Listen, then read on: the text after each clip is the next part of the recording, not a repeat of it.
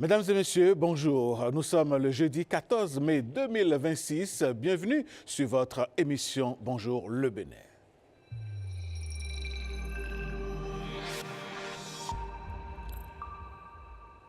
Bonjour le Bénin, mesdames et messieurs. La première écriture que nous posons sur cette page blanche, c'est bel et bien l'information. Le bulletin matinal est présenté par Victorine Bondé.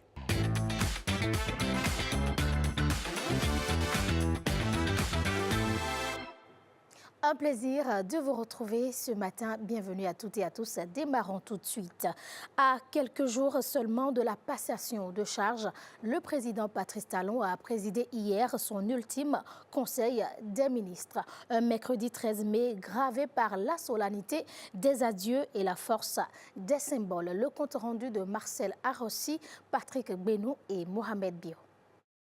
Mercredi 13 mai 2026. L'air est chargé d'une solennité particulière dans les couloirs de la présidence.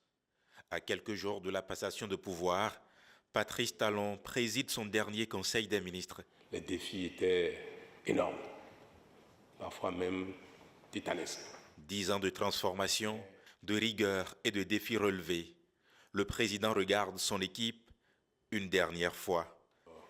Comme nous avons vidé la plupart des dossiers urgents que nous avons les uns et les autres estimés nécessaires d'être vidés avant la passation de charge, ce que nous venons de terminer, j'ai estimé que le moment est indiqué pour féliciter et remercier les uns et les autres de ce que nous avons fait ensemble pendant tant d'années. Je voudrais surtout vous exprimer ma fierté, ma reconnaissance pour l'honneur que j'ai eu à servir le Bénin avec vous, avec beaucoup de passion, beaucoup d'engagement, beaucoup de foi. Le chemin n'a pas été facile, les défis étaient énormes, parfois même titanesques. Mais nous avons donné le meilleur de nous-mêmes, chacun donne le meilleur de lui-même. Nous sommes arrivés un peu épuisés. Et le peuple béninois nous a témoigné sa reconnaissance d'une certaine manière. Je voudrais vraiment vous dire merci. Dans ces mots, pas d'amertume, mais une fierté brute. Dans un élan de gratitude inhabituel, il salue l'effort collectif des ministres actuels aux anciens compagnons de route ayant quitté le navire en cours de traversée. Personne n'est oublié. Pour lui, chaque pierre posée l'a été grâce au sacrifice de tous. À chacun, merci. Merci aux aînés, au ministre d'État Abladio Tchané, ministre d'État Pascal de Koupaki, pour leur dévouement, leur engagement, leur sacrifice à nos côtés depuis 10 ans et leur implication a été pour nous de bénéfices incroyables. Ce sont mes grands frères qui ont eu pour moi une amitié qui ne s'est jamais essoufflée, qui ont eu à l'égard de l'équipe un engagement qui ne s'est jamais essoufflé, malgré l'âge. Je crois que le moment est arrivé pour que nous passions à autre chose, nous qui avons un certain âge. Mais l'instant le plus fort reste l'hommage rendu à son successeur. Une mention spéciale pour le président élu, Romualdo Araï. Je voudrais, à l'occasion, saluer spécialement le président de la République élu pour le rôle qui a été le sien en notre sein, à l'admiration de nous tous. Ce qui a d'ailleurs justifié notre choix de sa personne pour conduire la dynamique pour les prochaines années. Il a été un bon coéquipier pour nous. Je crois qu'il est qualifié, et comme le peuple l'a reconnu, pour être le prochain capitaine de l'équipe gouvernementale du Bénin. C'est vraiment avec beaucoup de fierté, même d'émotion, que j'ai approuvé ce choix que les partis politiques ont fait pour vous confier notre destin commun. nous avons l'assurance que vous saurez conduire notre destin commun avec encore plus de brio, plus de succès que ce que nous avons eu jusque-là. La nouvelle équipe, certainement beaucoup plus jeune, Monsieur le Président, nous voulons l'espérer, que la nouvelle équipe soit dotée de l'énergie nécessaire et que ceux qui seront peut-être avec vous et qui auront peut-être encore un certain âge proche des nôtres disposent encore de l'énergie nécessaire qu'il faut. Toujours est-il que, quels que soient ceux qui feront partie de votre équipe ici demain, je suis certain qu'ils seront bons. Ils feront autant que les sortants que nous sommes. Sous la carapace de l'homme d'État, l'homme tout court affleure. D'un ton plus intime, il lâche ces mots. J'ai eu avec vous une épopée extraordinaire. Nous avons fait des belles choses ensemble et je vous ai me manqué. Puis, il marque un temps d'arrêt, un clin d'œil pour son épouse, celle qui, dans l'ombre comme dans la lumière, a porté avec lui le poids de la fonction présidentielle dans toutes ses dimensions. Je voudrais exprimer quelque chose à l'endroit de quelqu'un qui n'est pas ici, qui n'a jamais été ici, mais qui fait partie de notre équipe, qui m'a porté pendant les 10 ans. Mon épouse, Madame Talon, Claudine. Elle n'a jamais été ici, mais elle a toujours été avec moi. Dans mon inspiration, mes décisions, ma santé, mon abnégation, je n'ai jamais changé, j'ai essayé de changer avec elle. Vous savez, j'ai exercé la fonction avec un engagement, mais elle a exercé la fonction avec moi. Elle m'a accompagné dans toutes mes décisions. Elle m'a conseillé dans toutes mes décisions. Et je crois que si j'ai un mérite, je lui dois. Donc notre équipe, qui n'a jamais vu Madame Talon dans les environs, comportait également donc, cette brave dame qui m'a donné tant. Et je voudrais donc lui faire ce témoignage. Il n'est pas là devant vous pour que je ne sois pas seulement le seul qui porte le mérite.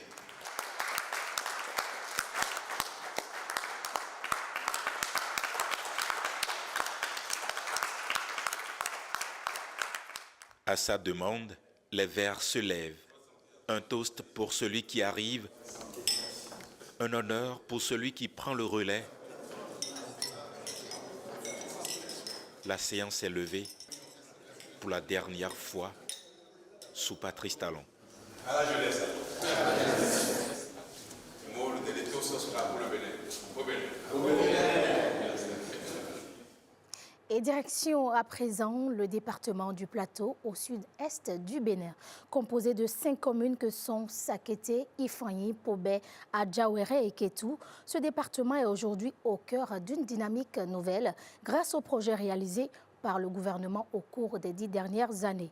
Longtemps considéré comme une zone périphérique, le plateau a bénéficié de routes, stades, cantines scolaires, infrastructures sociales et économiques.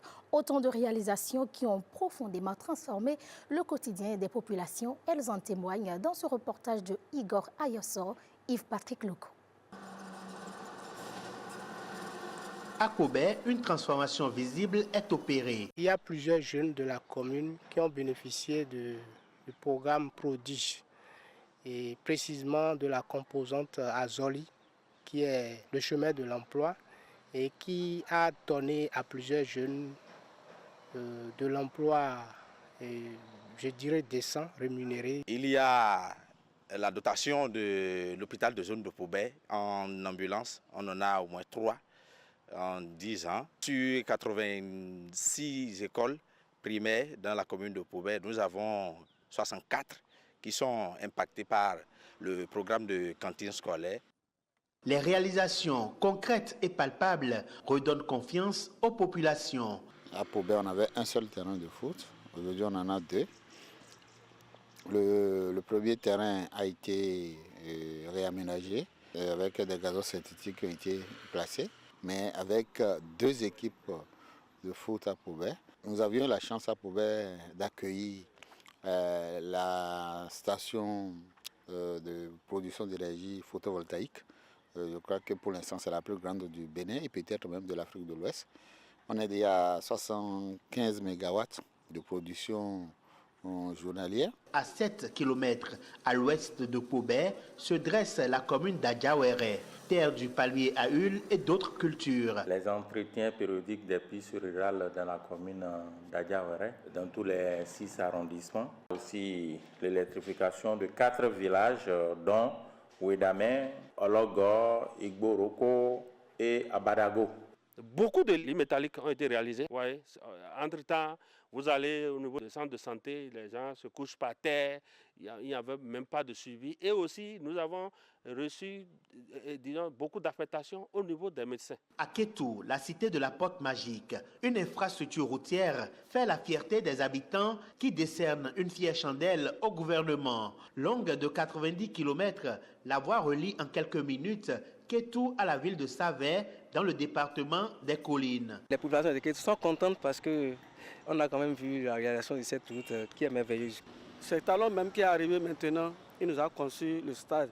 On est content de lui. Kétou, c'est aussi la maison du Guélédé qui prend progressivement corps. Les réalisations du gouvernement béninois de 2016 à ce jour ne sont pas que physiques, soulignent les habitants du plateau. Derrière chaque route construite, chaque cantine ouverte, chaque stade inauguré, il y a des vies transformées, des destins réorientés. Ainsi donc, le plateau n'est plus seulement une carte administrative. Il est devenu un espace de progrès, un laboratoire de solidarité.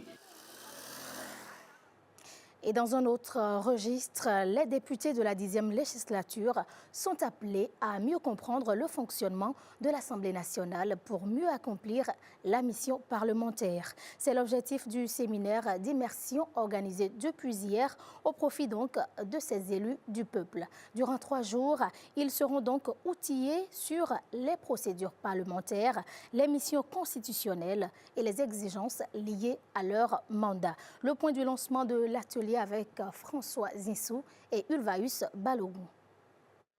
Ils sont désormais appelés à représenter le peuple béninois au sein de la 10e législature.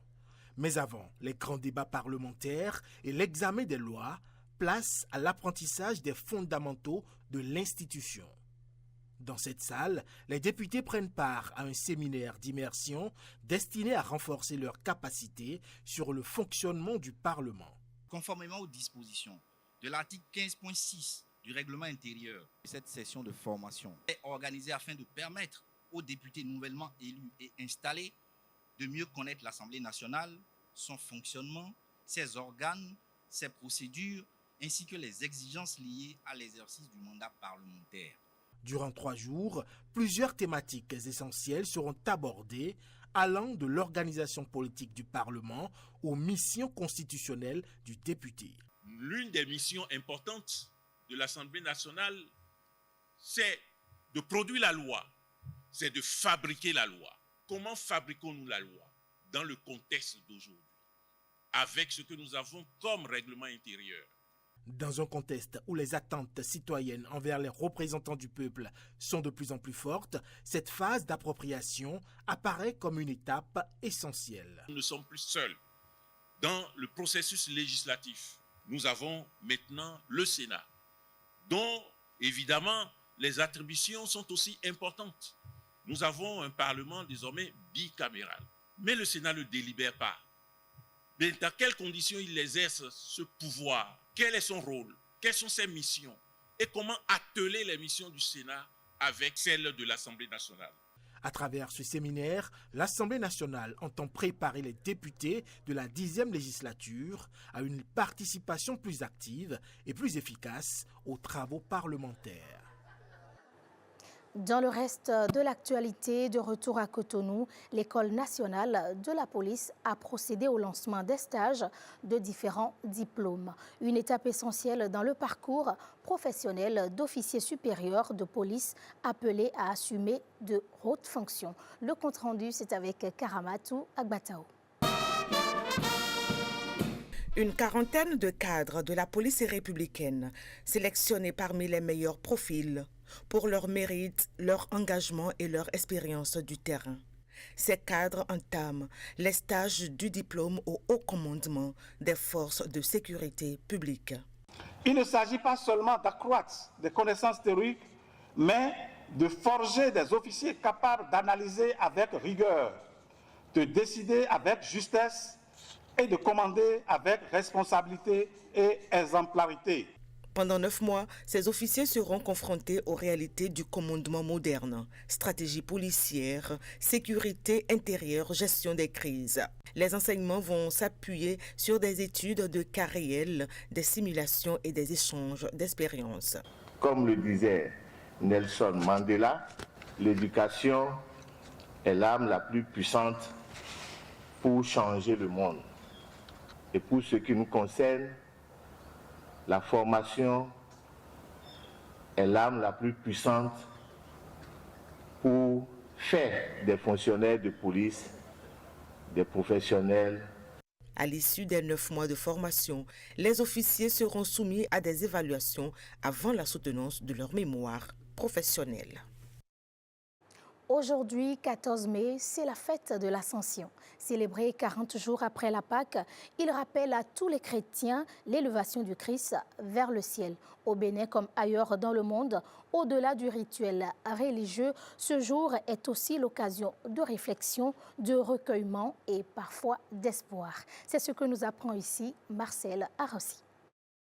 40 jours après Pâques, un silence s'installe, comme un souffle. Celui d'un départ qui n'efface pas une présence, mais la transforme. L'Ascension, dans la tradition chrétienne, marque la dernière rencontre de Jésus avec ses disciples. Une élévation, mais aussi une promesse. Pour les croyants, ce moment n'est pas la fin. Il annonce ce qui vient, la venue du Saint-Esprit. L'Ascension, selon moi, c'est la montée de Jésus au ciel. Bon, après avoir passé un peu de temps avec ses disciples et tout.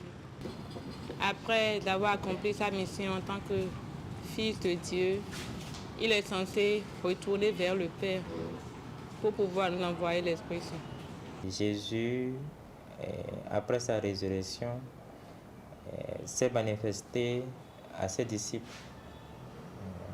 plusieurs fois et il leur a dit qu'il serait avantageux pour eux qu'ils retournent vers son Père. Le Christ fait entrer en Dieu notre humanité. Donc l'humanité entre dans la divinité par la fête de l'Ascension. À Cotonou, l'Ascension ne fait pas grand bruit. Elle invite chacun à s'interroger. En tant que chrétien, on vient à la messe puisque c'est obligatoire en tant que chrétien. Il faut sanctifier ces jours. Donc on vient à la messe, on prie, on rend grâce au Seigneur. Au sens de l'Église, l'Ascension, c'est un appel à lever les yeux, mais aussi les cœurs, à se détacher de ce qui alourdit pour marcher plus juste, plus vrai. Lui qui est monté, il va Et c'est tout pour ce bulletin d'information. Merci de l'avoir suivi. Excellente journée de jeudi et bonne fête d'Ascension à tous les chrétiens. Bonjour, le Bénin se poursuit et moi je vous dis à demain, même heure, toujours avec le même plaisir. Merci à vous, Victorine Bondé. Mesdames, Messieurs, c'était là donc le bulletin d'information. Et tout de suite, on va installer notre premier invité de la deuxième rubrique, j'ai bien envie de dire, Instant politique.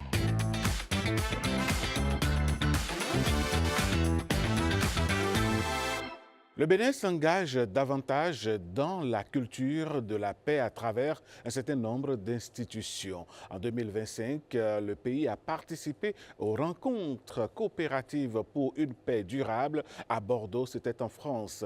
Pourquoi cultiver la paix? Pourquoi faire en sorte que toutes les communautés du pays s'entendent entre elles? Eh bien, mesdames, messieurs, nous recevons ce matin pour en parler celui-là qui aussi fait partie des acteurs de la culture de la paix, Gabin Aloyon, bonjour. Bonjour, cher ami Alain. Bienvenue sur ce plateau. Merci. Vous êtes le président de la Confédération africaine des clubs UNESCO, on peut le dire ainsi. Qu'est-ce qu'on entend par les rencontres coopératives pour la paix?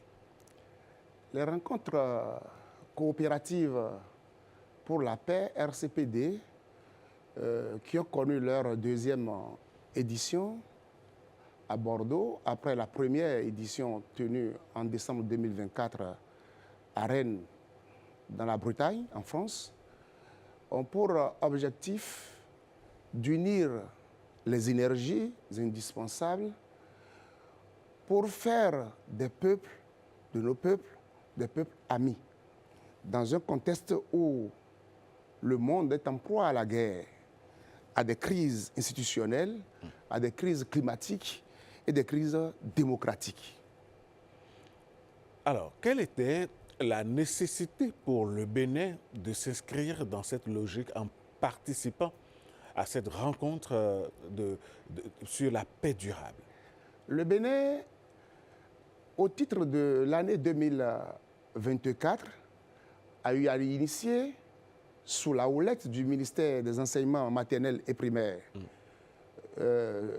sous l'égide du ministre Saliman Karim, qui est le président de la Confédération, qui est le président de la Commission nationale béninoise pour l'UNESCO. Le Bénin a donc eu à initier l'édition de la campagne nationale et internationale pour la paix, la non-violence et la tolérance. Cela a amené la Fédération béninoise des associations et clubs pour l'UNESCO à sillonner les 12 départements du pays avec la jeunesse pour leur inculquer les vertus de la paix, non à la violence, davantage de tolérance en milieu scolaire et universitaire. Et le succès que cela a connu du 12 octobre 2024 au 19 décembre 2024, ce succès, les rapports ayant été déposés, cela a impacté les consciences fédérales au niveau des autres fédérations sœurs. Et c'est justement cela qui a motivé la Fédération française des associations et clubs pour l'UNESCO, qui a initié les rencontres coopératives pour une paix durable, de tendre la main à notre pays, le Bénin, pour y prendre part. Nous n'avions pas pu participer à la première édition tenue à Rennes en 2024 parce qu'on venait de sortir nous-mêmes de notre initiative. Alors, en 2025, puisque le Bénin assure également le lead du mouvement en Afrique, en portant non seulement le siège au Bénin, mais également le premier office de président de la Confédération africaine, il était nécessaire de ne pas manquer au deuxième rendez-vous. C'est justement pourquoi nous étions à Bordeaux du 11 au 14 décembre 2025 et les travaux se sont déroulés autour d'un thème important intitulé « Ensemble, mobilisons-nous autour des valeurs de l'UNESCO, ensemble réunis autour des valeurs de l'UNESCO, mobilisons-nous pour l'égalité de genre et l'égale dignité des peuples dans un monde en guerre, en crise climatique et démocratique. » Alors, quel était le message dont le Bénin était porteur lors de ces rencontres-là? Le Bénin, tout naturellement, un pays de culture démocratique, un pays opposé à la violence, à la guerre, a tenté de confirmer encore son image connue de par le monde. Nous étions dans cette mission avec l'administration du MAMP, à travers la personne du directeur de la planification de l'administration et des finances, où nous avons donné une communication sur le genre. Les efforts faits par notre pays, notamment le cadre institutionnel, les initiatives gouvernementales que porte l'Institut national de la femme pour sécuriser, pour donner davantage de dignité à la femme. Deuxièmement, les efforts portés sur les cantines scolaires. Nous l'avons partagé parce qu'il était question aussi de partager les efforts faits par chaque pays en termes de promotion de la femme. Au plan politique, le code électoral qui a préconisé que pour des postes de décision, que dans chaque circonscription électorale, il est nécessaire de prévoir un poste sur le nombre d'élus pour le Parlement à une femme tous ces messages ont été portés. L'autre chose, le Bénin a été désigné pour porter la voix au nom de l'Afrique, tout naturellement, pour porter la voix du comité mondial, où à la place Victor Hugo, la déclaration de paix qui a été lue, c'est avec la voix du Bénin. À l'issue de ça, le Bénin a été désigné pour conduire le comité international restreint, qui est chargé de l'élaboration et de la validation des actes et de la dite conférence. Et c'est justement cela qui a modifié la Fédération française à nous inviter à nouveau pour que, de ce soir, d'ici demain matin, nous puissions être en France pour travailler sur ces actes-là, en lien avec les autres pays, la Tunisie est là-dedans, le Burkina Faso et le Bénin, la Tunisie pour la zone arabe, le Burkina Faso, la France, du côté de Lyon et du côté de Rennes. Donc la mission va se dérouler à Bordeaux. Après Bordeaux, nous serons à Rennes et ensuite ces rapports seront déposés au niveau du siège de l'UNESCO à Paris. Gabriel Lognon, quand on parle de la culture de la paix, il y a une frange de la population avec laquelle il faut vraiment travailler, c'est la jeunesse. Ouais. Que fait l'association ou la Confédération africaine des associations et clubs pour l'UNESCO à l'endroit de la jeunesse pour pérenniser la culture de la paix engagée par les pères fondateurs de notre pays? Voyez-vous, nous avons beaucoup d'images dans vos archives depuis 2018, avec l'arrivée du président Talon à la tête du pays, où les choses ont été relancées avec effectivité. Beaucoup d'initiatives ont été prises sous la houlette de la Commission nationale béninoise pour l'UNESCO et en lien avec les secteurs de l'éducation. Parce que parler de la jeunesse, c'est toucher beaucoup plus à l'enseignement supérieur, c'est toucher beaucoup plus au ministère des enseignements secondaires, de la formation technique. C'est là il y a le capital humain dont il importe de changer la mentalité. Il faut travailler sur l'homme. C'est pour ça que nous sensibilisons beaucoup. Il faut sensibiliser. Il faut aller vers ces jeunes. Nous nous sommes retrouvés à Waké, nous nous sommes retrouvés à Matéri, nous nous sommes retrouvés à Malanville, nous nous sommes retrouvés à Liboussou, à Segbanan, nous nous sommes retrouvés à Savalou, à Savet,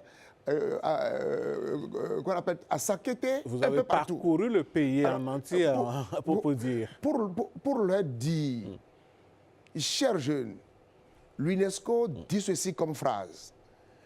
Et c'est la première phrase du préambule de l'acte constitutif de l'UNESCO. Les guerres prenant naissance dans l'esprit des hommes, c'est dans l'esprit des hommes que nous devons élever les défenses de la paix.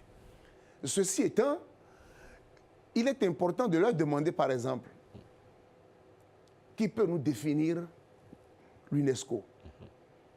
La définition est en anglais, mais je peux vous avouer que partout où nous sommes passés, et nous sommes presque, non, je ne vais pas dire les jeunes, nous sommes presque passés à côté de la plaque. Ça nous a permis de l'en enseigner pour dire, voilà, ce que vous voyez là, ça termine par O, mais pour le définir, il faut commencer aussi par O pour pouvoir y aboutir dans la version anglaise. L'autre chose, si nous avons la possibilité, il est très important pour notre pays de s'essayer à nouveau à un principe qui est constitutionnel. Lequel déjà? C'est le service patriotique. Le service patriotique pour tout jeune se trouvant dans la fleur de l'âge entre 18 ans et 30 ans. Voyez-vous, les mettre à la disposition de l'armée pour leur enseigner les valeurs que constitue notre hymne national. Même à l'âge avancé, je peux vous avouer que nous sommes nombreux à réciter l'hymne national sans le lire entre les lignes. Et si nous lisons correctement notre hymne national, les vertus qu'elle incarne, le développement de notre pays est là. Nous essayons aussi de le faire avec les jeunes. Mais c'est aussi une question de moyens. Sinon, en 2025, nous avons pu faire aussi un tour. Mais cette fois-ci, pas avec la même frange, mais beaucoup plus en nous fondant sur la loi relative aux chefferies traditionnelles qui sont garantes de la culture après l'éducation qui constitue un maillon important et pour lesquels l'UNESCO ne manque pas de voter des milliards qui ne nous profitent pas assez et pour lesquels il faut travailler pour que notre pays en engrange également.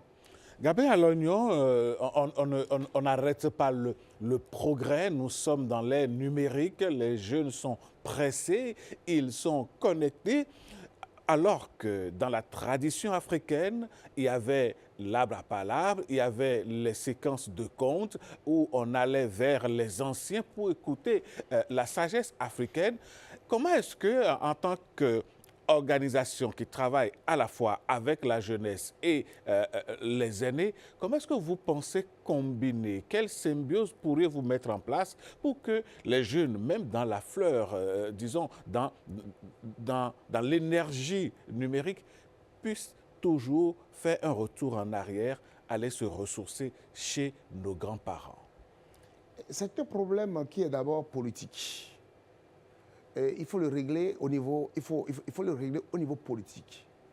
Ouais, j'ai toujours, avec les amis, dans notre réflexion, nous avons toujours coutume de dire, mais pourquoi quand on prend l'article 35 de la Constitution togolaise, elle est peut-être l'article 27 de la Constitution béninoise et peut-être l'article 50 de la Constitution burkinabé.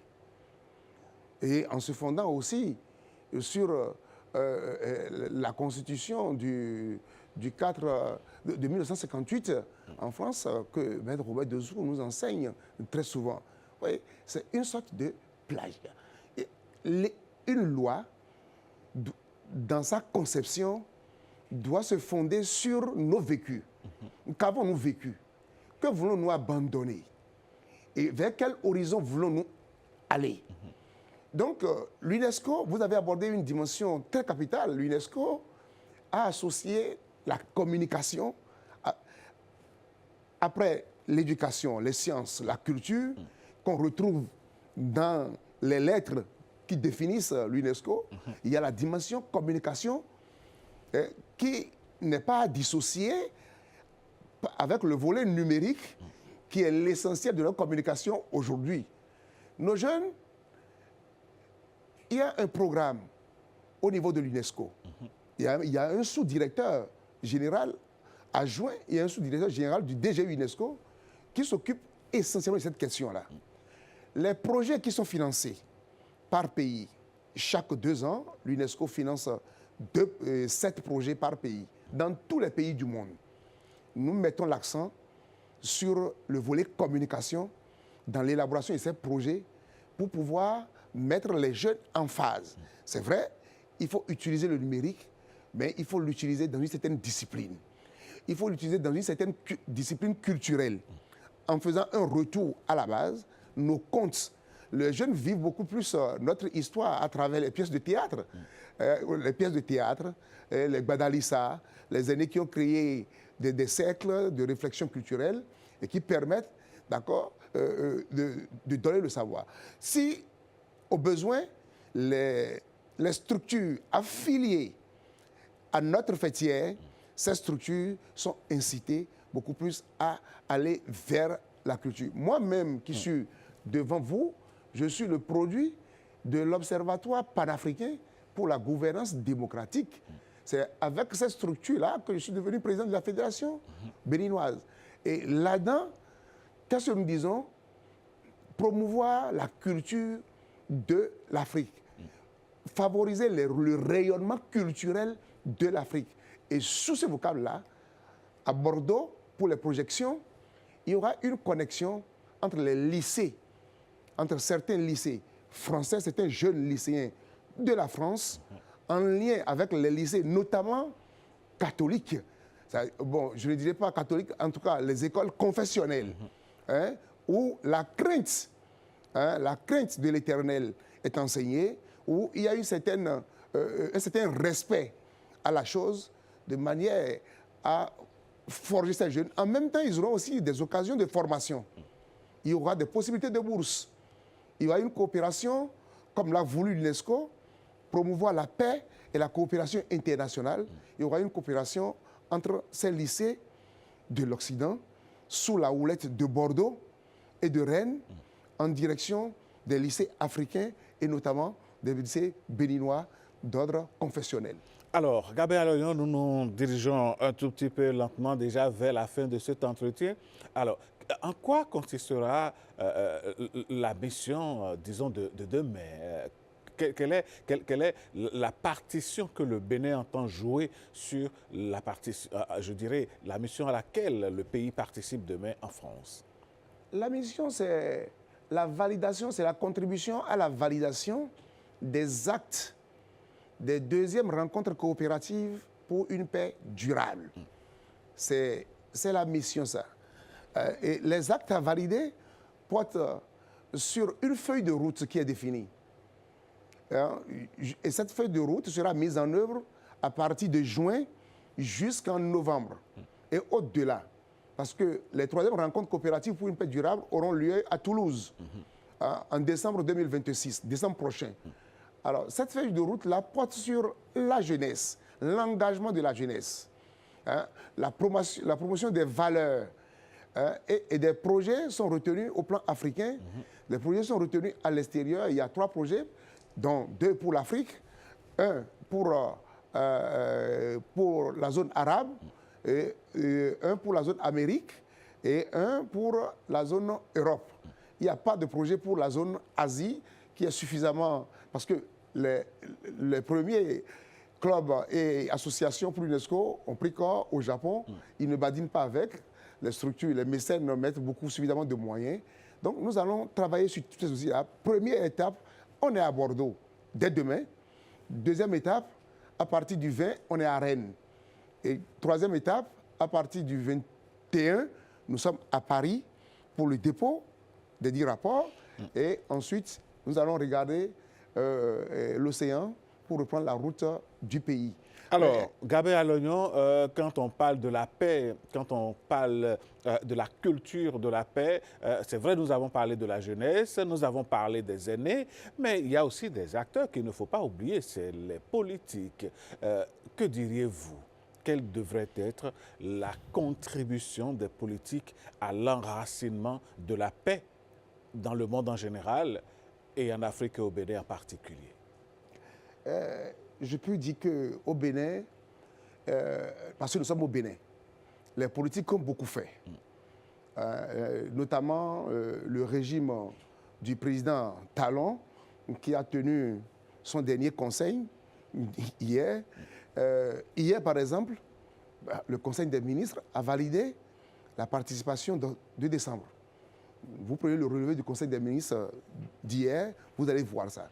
Le gouvernement du président Talon, d'accord, s'est battu pour qu'au nom de l'Afrique, le Bénin ait le siège, pour nous permettre de continuer par répandre la paix tel le vent répand le grain de pollen dans l'air. Également, le gouvernement a sorti les moyens pour que le Bénin soit à la tête de la Confédération africaine. Mais de façon générale, au plan politique, il faut dire que nous devons œuvrer à la prise des actes politiques qui permettent à la jeunesse de s'identifier à travers les aînés. De s'identifier à travers les... C'est que la promotion de la vertu, l'éducation de la jeunesse. Parce que moi, je parle à la télévision ici avec vous, mes enfants me suivent certainement à la maison. Ce que je dis, demain, si c'est un faux, ils me l'opposeront.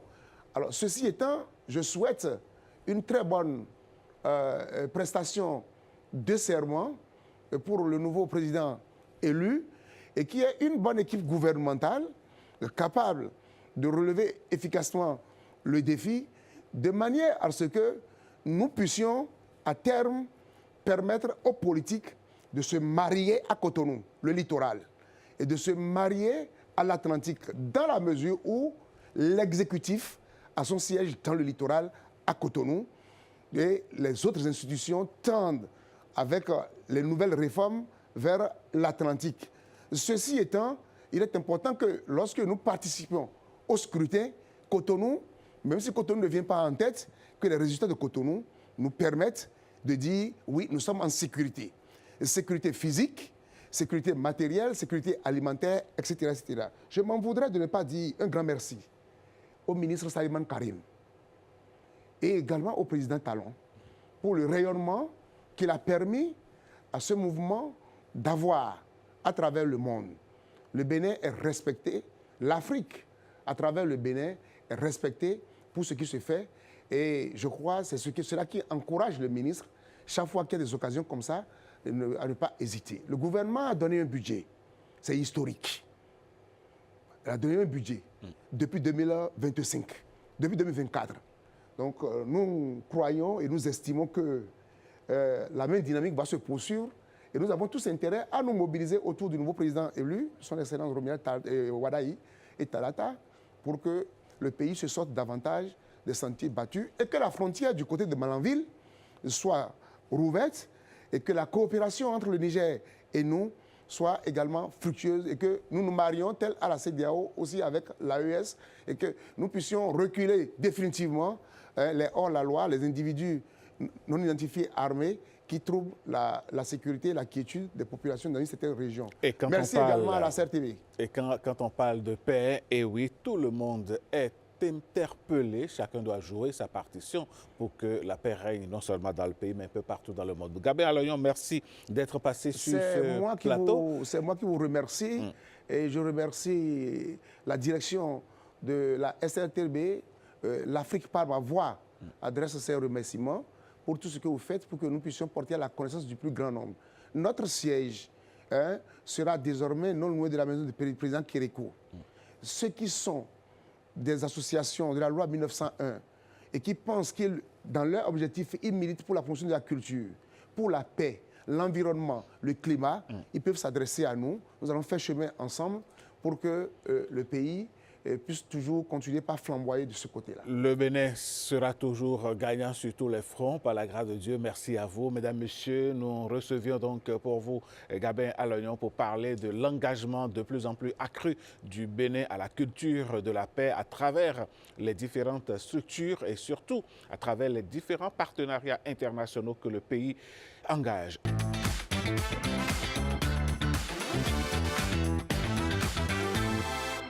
Nous sommes jeudi 14 mai et donc la fête de l'Ascension ne passe pas inaperçue. Patrick, bonjour. Bonjour Alain Sotoumé. La fête de l'Ascension ne passe pas inaperçue. Une fête qui est une fête religieuse, et même si notre pays est un pays laïque, c'est un jour férié et chômé.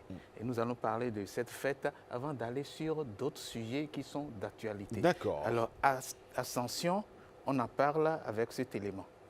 Le jeudi 14 mai 2026, fête de l'Ascension, une fête religieuse chrétienne célébrant l'Ascension de Jésus-Christ, un jour férié au Bénin. L'Ascension, c'est 40 jours après la Pâque. Et si la date de la Pâque varie, celle de l'Ascension change aussi. Juste non changeant, la Pâque tombe toujours sur un dimanche, l'Ascension tombe toujours sur un jeudi. Ascension, la montée du Christ, à ne pas confondre avec Assomption, l'enlèvement de la Vierge Marie, qui est fêté chaque 15 août. L'Ascension, toujours un jeudi, permet également de créer un pont vers un week-end prolongé. Si un patron d'entreprise privée, semi-public ou public, libère le vendredi.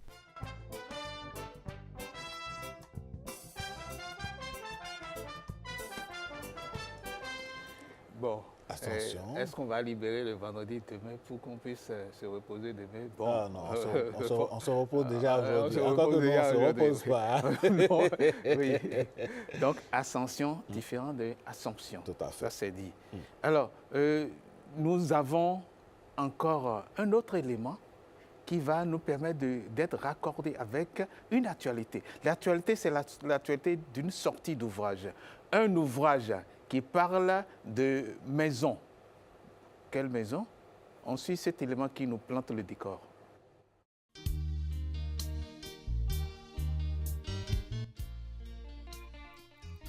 Titre: La maison aux fenêtres fermées.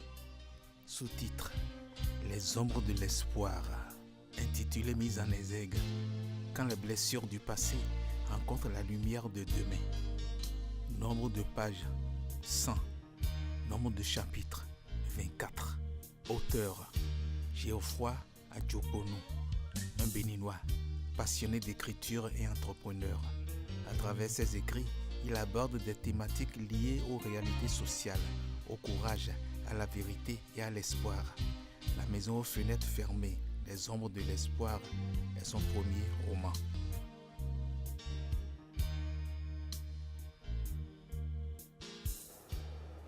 Oui, et on est donc avec Geoffroy Adjoponu. Bonjour Geoffroy. Bonjour monsieur. Comment vous allez? Ça va très bien chez vous. Alors, un ouvrage qui parle de maison. Une maison aux fenêtres fermées. Pourquoi la maison aux fenêtres fermées? Pourquoi ce titre? Merci. Je me présente déjà. Oui, on vous connaît déjà, Geoffroy Adjoponu. La maison aux fenêtres fermées. Allons-y directement. Pourquoi? D'accord. Merci beaucoup. J'ai choisi pour titre La maison aux fenêtres fermées, car la maison symbolise la vie humaine. Et les fenêtres fermées représentent les vérités, les douleurs, les secrets que l'on cache. Et ce titre résume l'idée que certaines vies paraissent normales de l'extérieur, mais à l'intérieur, beaucoup de choses restent cachées. Oui, à l'intérieur, beaucoup de choses restent cachées. Alors, pour parler de cet ouvrage, du résumé, qu'est-ce qu'il faut retenir? Le résumé de l'ouvrage, un ouvrage qui, je le rappelle, est à 100 pages et 24 chapitres qui évoluent comme les 24 chronos. Allons-y. Ok, merci. Les douleurs intérieures et les secrets cachés, ce sont des réalités que beaucoup de personnes vivent aujourd'hui. On voit les gens sourire, mais on ignore souvent ce qu'ils traversent.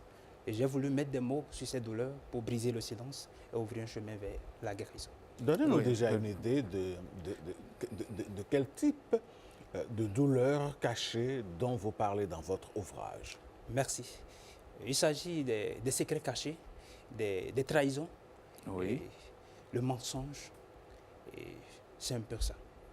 La trahison, le mensonge, avec deux personnages. Parlez-nous de ces personnages, les personnages de cet ouvrage qui ont traversé, je dirais, des trahisons, qui ont traversé des péripéties.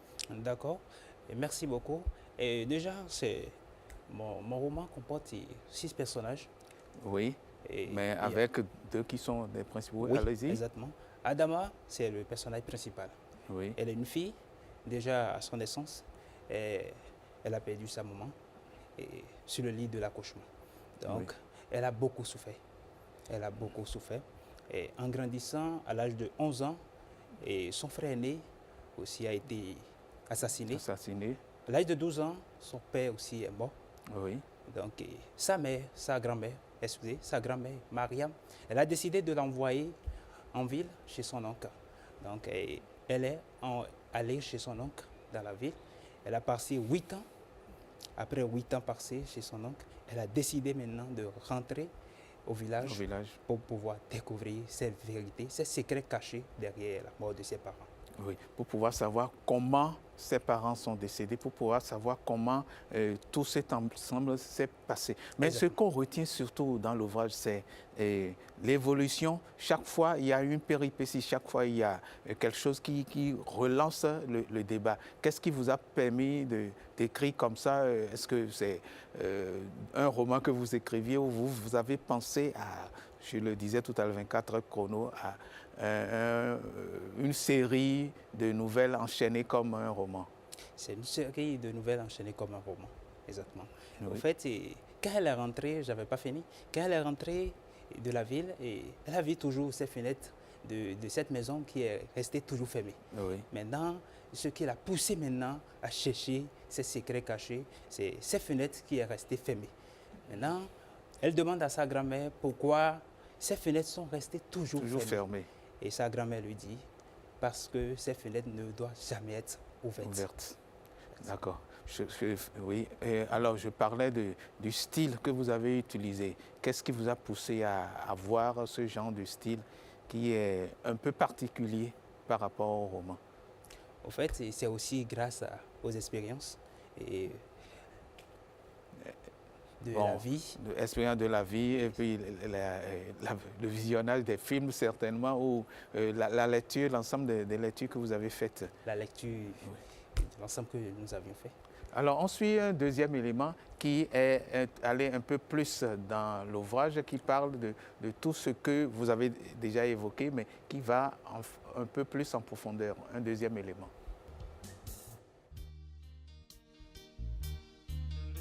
Il existe des secrets que même les murs hésitent à révéler et une maison qui ne voulait jamais laisser entrer la lumière. Passionné donc par les écrits humains, Geoffroy Adjoponou signe ici une œuvre empreinte d'émotion, d'espérance et de profondeur. Son écriture poétique et sincère nous rappelle que le passé, s'il est affronté avec vérité, peut devenir le tremplin d'un avenir plus lumineux. Citation d'ouverture. Les secrets enferment, mais la vérité délivre. Et quand la lumière entre, les ombres n'ont plus de pouvoir. Citation de fermeture.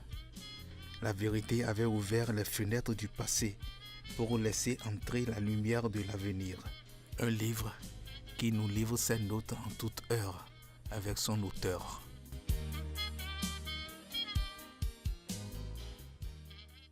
Un livre qui nous livre ses notes en toute heure avec son auteur Geoffroy. Alors, qu'est-ce qu'il faut retenir de manière globale qui puisse pousser tout lecteur à courir vers l'ouvrage? Ok. Les gens doivent lire ce livre parce que ce n'est pas seulement une histoire, c'est aussi un miroir de certaines réalités humaines. Oui. Et beaucoup de lecteurs peuvent y reconnaître ou comprendre des situations qu'ils n'avaient jamais vues de cette manière. D'accord. Et l'histoire de Sali, qui est imbriquée à l'histoire d'Adama. Parlez-nous un peu de Sali avant qu'on ne termine. Merci. Sali, c'est un ami d'enfance d'Adama. Oui. Et c'est un ami intime d'Adama. Et quand Adama est rentré de la ville, et Sali est toujours présent pour lui. Oui. Et ensemble, ils ont pu découvrir la vérité. Donc, là, une présence qui est demeurée, une présence qui attendait. Donc, l'histoire, je dirais, de la fidélité dans l'attente. Exactement. Oui. Merci pour cet ouvrage à lire et à relire en toute quiétude. La maison aux fenêtres fermées. Quand les blessures du passé rencontrent la lumière de demain. Merci Geoffroy. Merci. Et à très bientôt pour d'autres ouvrages. Merci. Alors, on ne va pas parler d'ouvrage, on ne va pas continuer par parler d'ouvrage, pas d'ouvrage écrit. On va parler d'un autre ouvrage, l'ouvrage des mains.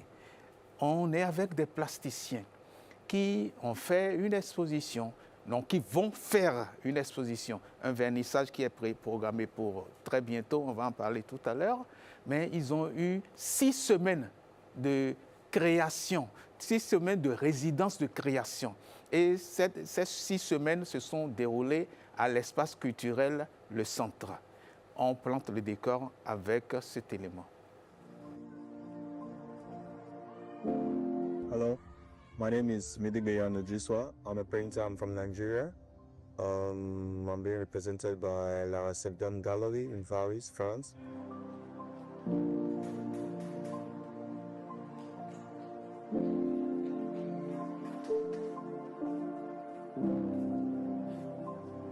Hello, moi c'est Lionel Zedji, artiste plasticien béninois.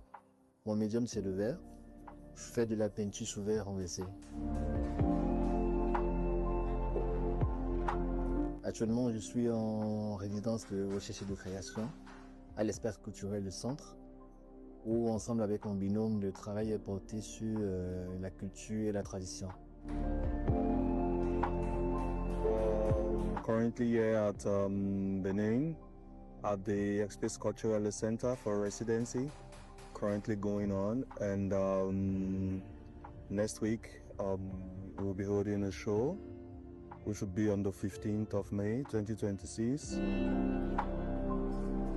Mes œuvres seront présentées dans une exposition collective dont le vernissage est prévu pour le vendredi 15 mai prochain. Voilà, exposition, vernissage prévu pour le vendredi 15 mai prochain. On est avec les 2 artistes. L'un est nigérian, l'autre est béninois. Good morning. You are a Nigerian. And what material you use to work? I use different materials to work. First, I start with a pencil. First of all, draw and sketch. Then afterwards, I use my colors, oil colors, and on fabric. Then that's where I make the final piece of everything.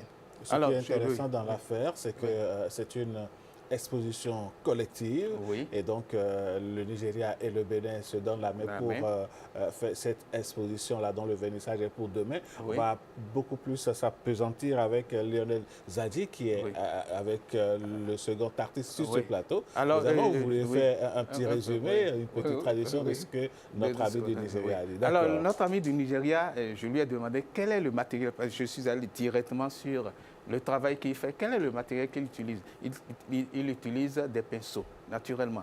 Mais il utilise des couleurs. Lui, il est adepte des couleurs. Et ces couleurs lui permettent de recréer un certain univers. Et il n'est pas à sa première passe d'âme. Donc, il a utilisé des couleurs pour pouvoir recréer l'univers qu'il a rencontré au Bénin. Alors, Lionel Zadji, vous aussi, vous avez travaillé durant ces 6 semaines. Avec quel matériel vous travaillez? Déjà, moi, mon médium, c'est le verre. Oui, le verre. Oui, le verre. Et je fais de la peinture sur verre renversé. C'est-à-dire, je peins sur le verre et quand on retourne, on a le rendu, le résultat.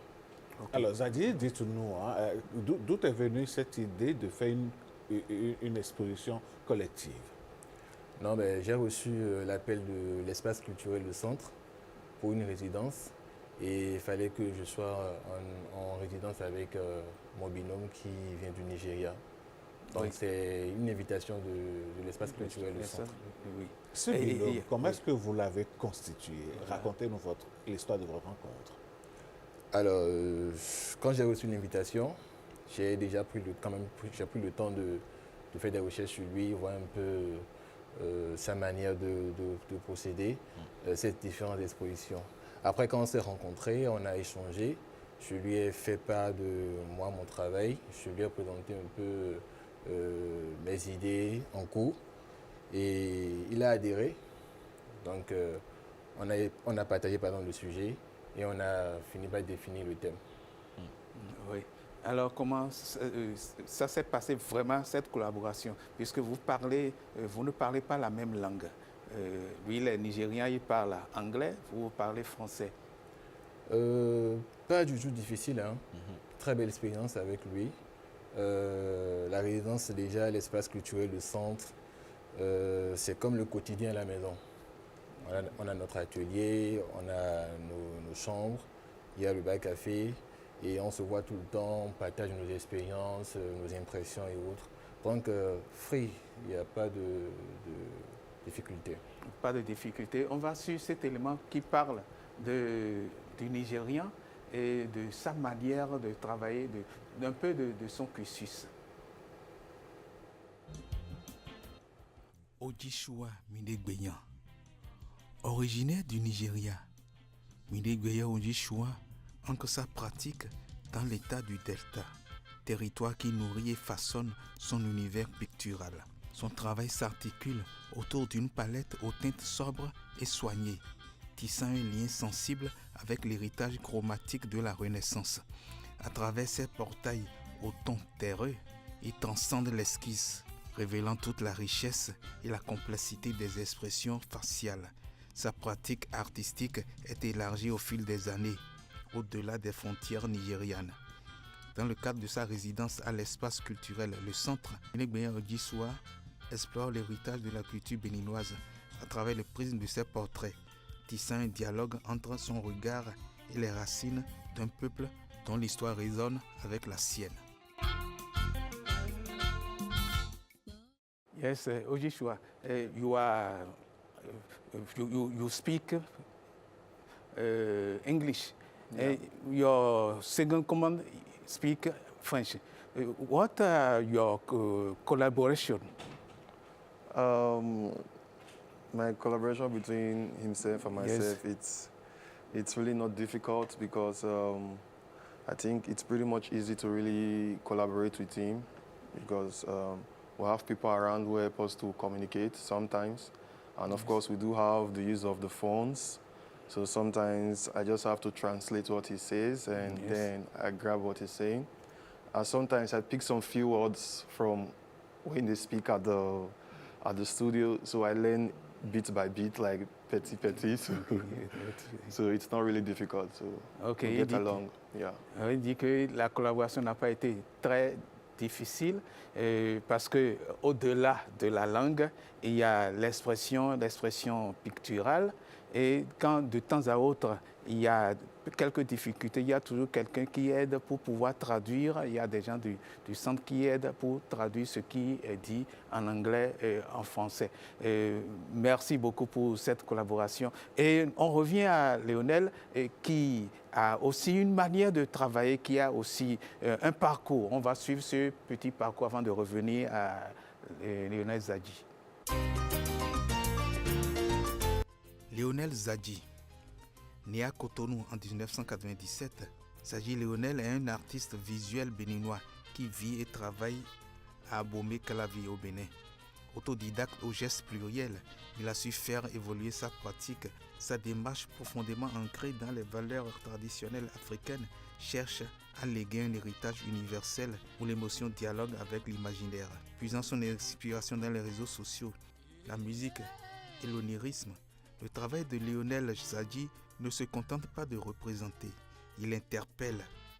En résidant de recherche et de création à l'espace culturel Le Centre, Lionel Zadji explore la résonance des savoirs ancestraux dans le monde.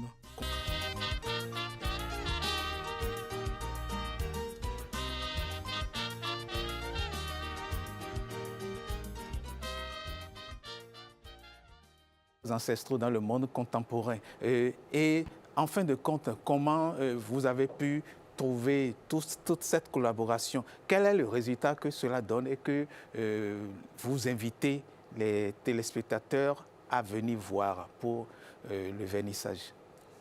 On a repoussé les limites. On a donné déjà avec le thème. Oui. Le thème sur lequel on a effectué des recherches. On a essayé de faire passer le message comme cela se doit. Donc, il y a eu même plusieurs étapes. Vous avez travaillé avec les enfants. Il y a eu des activités jeunes publics. Oui. Il y a eu le Work in Progress. Oui. Le Work in Progress, c'est quoi? Comment ça s'est passé? Le Work in Progress, c'est dit dans l'avancée des travaux. Des travaux, oui. On a invité le public à venir voir un peu ce qu'on fait, ce qu'on est en train de faire. Donc on explique aux téléspectateurs, vous êtes en résidence, vous êtes en train de travailler, vous êtes en train de créer. Le public est invité et pendant que vous continuez de travailler, le public voit comment ça se passe. Et après un moment, vous interrompez et le public pose des questions. C'est comme ça que ça se passe, le Working Progress. OK. Et après cela, il y a eu encore une autre activité. Après le Working. Après mon atelier jeune public, il y a l'atelier de jeune public de Midi Brillant qui a suivi. Donc vous avez travaillé avec les enfants. Exactement.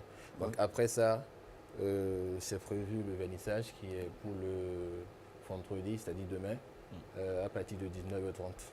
OK. Demain 15 mai. Alors demain démarre le vernissage. Adebrillian, what is your wish about tomorrow exposition? My hopes are really high because I think it's an opportunity for everyone to come see art and have a feel of what it is to create. And I really wish the public come around and see these works that we both have created and have a feel of everything. So that is...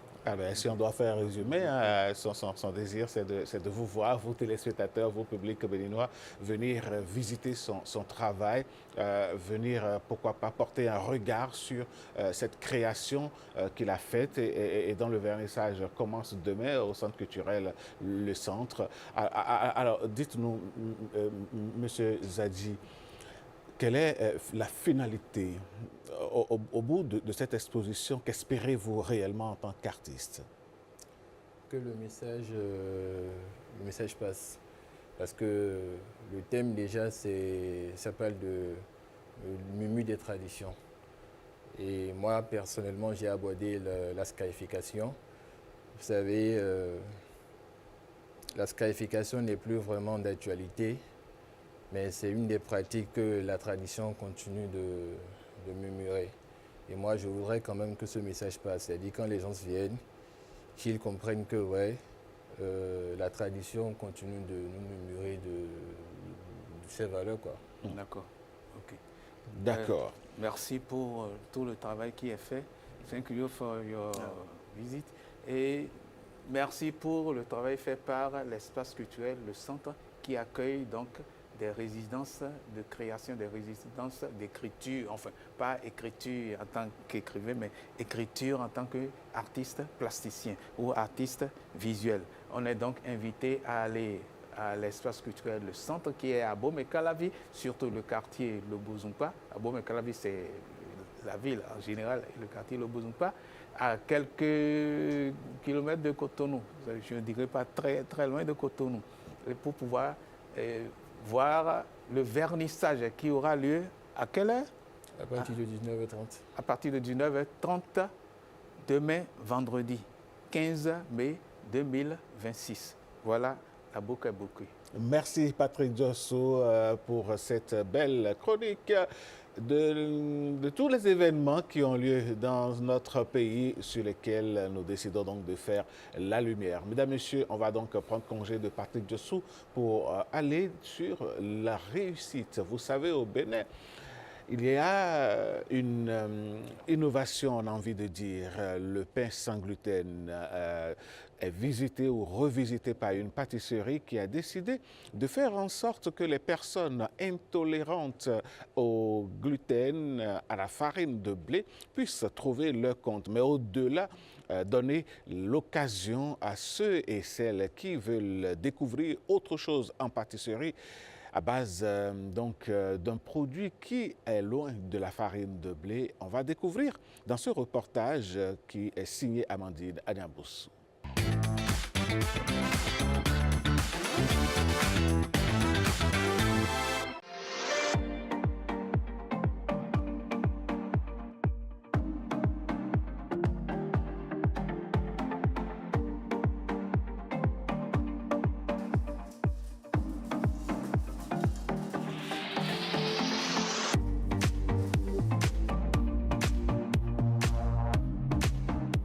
Madame Immaculée Gomez, vous avez décidé de faire désormais de la pâtisserie sans gluten. Quand on parle de pâtisserie sans gluten, qu'est-ce qu'on y met exactement? Par principe, la pâtisserie sans gluten, c'est une pâtisserie qui exclut toutes les farines qui contiennent du gluten. Et la plus connue, c'est le blé, mais il y en a beaucoup d'autres. Dans mon travail, je privilégie énormément les farines sans gluten locales. Mais étant donné qu'on est au Bénin et que la majorité des farines disponibles localement, que ce soit des céréales ou des tubercules, sont naturellement sans gluten, il allait de soi que Wally allait travailler avec ce type de farine-là. Et pourquoi avoir choisi la patate douce? On m'a diagnostiqué une hypersensibilité au blé au milieu de mon adolescence à la suite de plusieurs crises de constipation chronique. Donc je précise que l'hypersensibilité est différente de l'intolérance. L'intolérance, c'est que je ne peux pas en manger du tout, mais l'hypersensibilité, je peux en manger, mais ça a des incidences quand même sur ma digestion. Donc la seule solution qu'il y avait, étant donné que c'est une maladie chronique, il fallait simplement supprimer tout ce qui cause ce problème-là de mon alimentation. Et étant donné que je viens d'une famille épicurienne, ma mère restauratrice et qu'on aime énormément bien manger, pour moi il était totalement inconcevable de me restreindre au niveau alimentaire. Donc j'ai commencé à m'intéresser à toutes les alternatives locales qui existaient. Et à l'époque, il n'y avait que le manioc qui était travaillé en quelque sorte, mais uniquement en boulangerie. Et on lui a associé encore le blé à 75% environ. Et il faut savoir aussi que on m'a diagnostiqué une maladie hormonale qui induisait un problème d'insuline. Donc je devais aussi contrôler du côté de mon insuline, de sucre dans le sang. Et dans mes recherches, je me rends compte que la patate douce n'était pas très valorisée, alors que sous d'autres cieux, elle était en farine, en pâtisserie. Et le plus intéressant, c'est que son index glycémique correspondait très bien à ce que moi je cherchais comme alternative. Et je me suis dit, bon, si il y a des gens comme moi qui recherchent des solutions et que moi je les ai trouvées, pourquoi ne pas mettre ces solutions-là à leur disposition? Et avec la farine de patate de sol, quels sont les produits que vous proposez? La farine de patate de sol n'arrive pas à obtenir certains résultats à cause de sa texture. Donc la demande en pain à base de patate douce était très forte. Mais quand j'ai fait les tests, en termes de goût, ça allait, mais la texture, ce n'était pas ça. Donc, et il fallait quand même rester sur quelque chose avec un index glycémique assez gérable. Et j'ai associé, au lieu du riz, j'ai associé avec le fonio, qui était quand même beaucoup plus intéressant que le riz. Et on est quand même arrivé à un résultat beaucoup plus satisfaisant. Donc là, c'est le mélange.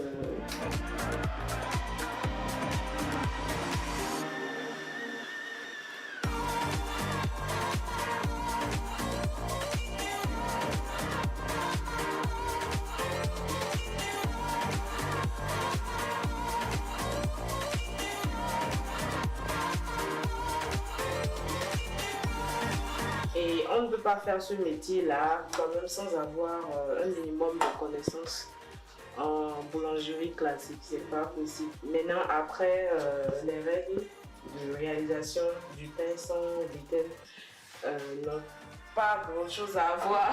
C'est quoi votre formation de base? Je suis titulaire d'une licence en administration générale, mention diplomatie et relations internationales à l'ENAM.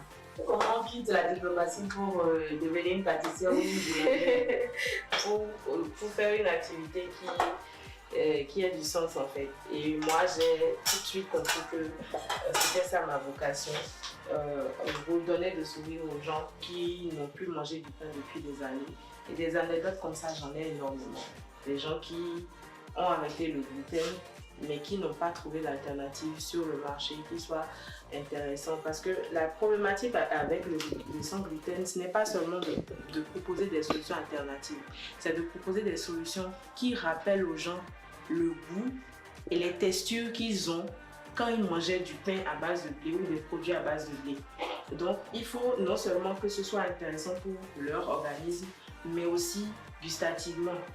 Donc c'est tout ce challenge-là qu'on rassemble dans les produits qu'on formule pour que ça soit le plus proche possible du blé, mais sans la problématique du gluten. Puis on fait du pain, on fait des baguettes, on fait du pain viennois, on va faire tout à l'heure, on fait du pain burger, on fait des pizzas, on fait des pastels, on fait des cupcakes, des gâteaux d'anniversaire, des madeleines, des crêpes. Voilà, à peu près on fait des pancakes, on fait des box petit déjeuner aussi. Parce que le problème aussi quand on est sans gluten et qu'il n'y a pas beaucoup d'offres, quand on sort de la maison le matin, quand on a une activité ou des courses à faire, c'est très difficile de trouver quelque chose le matin si c'est pas de la bouillie. Mais quand c'est des choses de pâtisserie comme ça, c'est pas évident.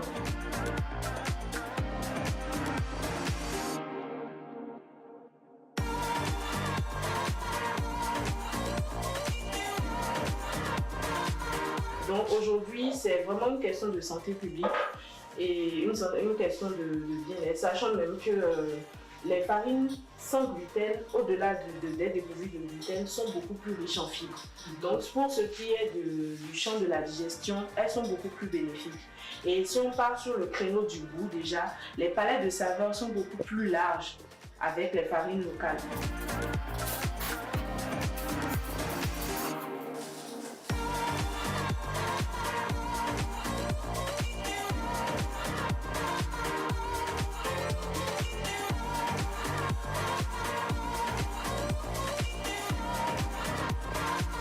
Je mets vraiment un point d'honneur à travailler mes recettes. Chaque produit qui sort, c'est un produit dont la recette a été longuement travaillée pour aboutir à un résultat satisfaisant avant son lancement.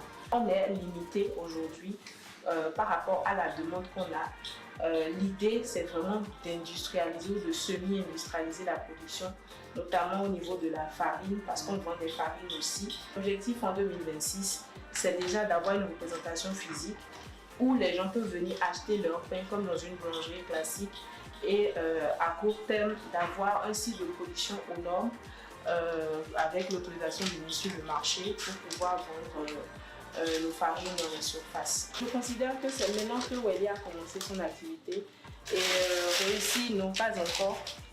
J'ai encore beaucoup de rêves en tête, j'ai encore beaucoup de choses que j'ai envie de faire et toutes les années en 2026, 2027 jusqu'à 2030, je pourrais estimer que j'ai réussi mon travail. Et aujourd'hui, il y a tellement de ressources en Afrique que c'est aberrant de voir dans le panier du Béninois moyen 70-90% de produits ultra transformés ou venus d'ailleurs.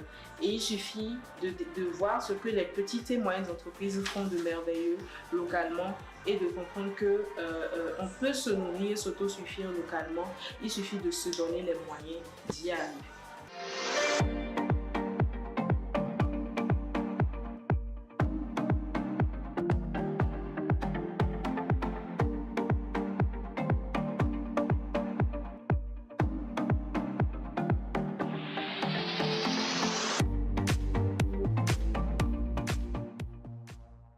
Et oui, ça va être merveilleux, pourquoi pas, de partir sur la base des produits de notre pays pour fabriquer, pourquoi pas, ce que nous mangeons. Une belle initiative.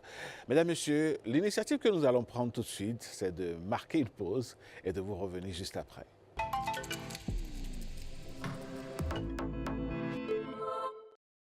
Aujourd'hui, dans Instant Santé, nous vous emmenons faire une découverte ou une redécouverte. Au Centre hospitalier international de Calavi-Chic, depuis le 1er avril 2026, la lutte contre le cancer est devenue une réalité à travers des traitements effectifs, puisque le centre hospitalier accueille ses premiers patients avec des résultats probants. Alors, mesdames, messieurs, ceci permet d'atténuer ou de limiter les évacuations sanitaires à l'étranger. Dans ce reportage, Heureuse Danone nous fait découvrir ce qui se passe au Chic.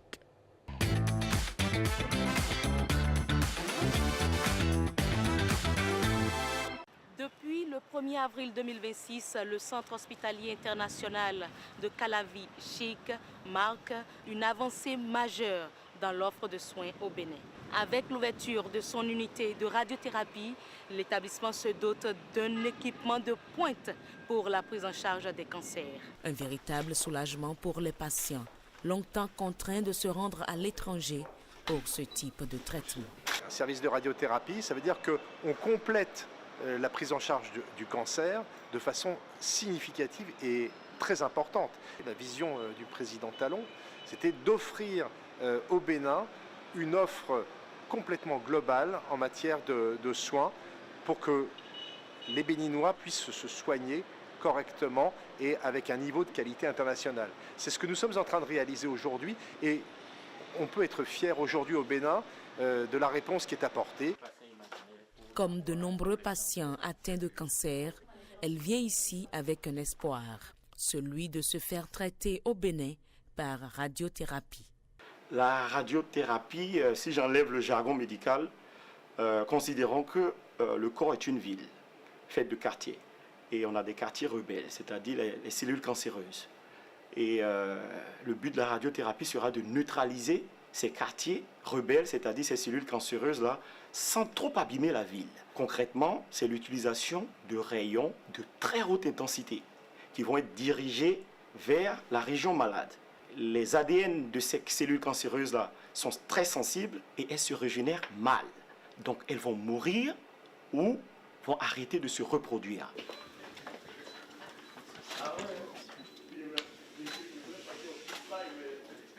Dans votre cas, il y a bien une maladie cancéreuse qui a été diagnostiquée et on en a discuté en réunion avec tous les médecins qui étaient à cette réunion et on a décidé de vous faire un traitement par radiothérapie.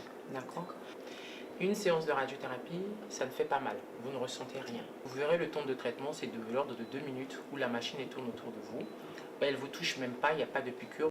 De la consultation au traitement, c'est tout un parcours structuré avec au cœur un dispositif de haute technologie pour faciliter et garantir une prise en charge de précision. Ici, nous sommes dans la salle de scanner médical.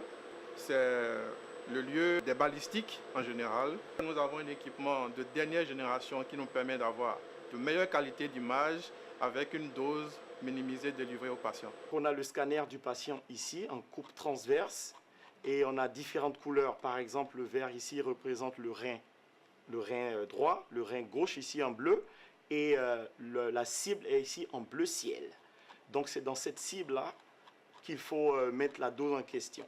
Et après planification, la dose ici est représentée en jaune et on voit que la dose est à l'image de la tumeur. C'est-à-dire que la tumeur reçoit une dose similaire à sa forme. Donc, ça nous permet de maximiser la dose sur la tumeur et protéger en même temps tout ce qu'il y a comme organe à risque autour de la tumeur.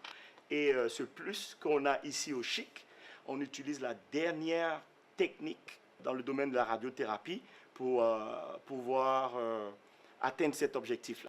Et ce n'est pas fini. Après cette étape, il va falloir vérifier cette distribution de doses sur un fantôme qui va nous servir de patient. Ici, chaque détail compte. Le traitement est minutieusement préparé. Puis, vient le moment du traitement proprement dit, dans ce bunker hautement sécurisé. Une technologie de dernière génération qui permet de cibler la tumeur tout en préservant les tissus sains. On a un fantôme et on va délivrer le plan du patient sur ce fantôme. Et à l'aide de software très avancé, on pourra faire une corrélation des deux doses, c'est-à-dire la dose calculée au niveau du software et la dose mesurée, délivrée par la machine. Parce qu'il faut se rassurer si la machine est capable de dupliquer cette dose calculée par le système. Cette étape-là va nous permettre d'être sûr que la dose prévue par le système sera exactement celle délivrée par la machine. Si on n'a pas une couverture de dose similaire à celle calculée au software, le traitement ne vaut plus rien. Au fur et à mesure qu'on a les 360 degrés du bras autour du patient, on a en même temps une dose distribution assez constante à l'intérieur du patient. C'est pour ça qu'on a des bunkers avec des épaisseurs de murs à plus de 2,5 m, ce qui permet de contenir les radiations à l'intérieur du bunker.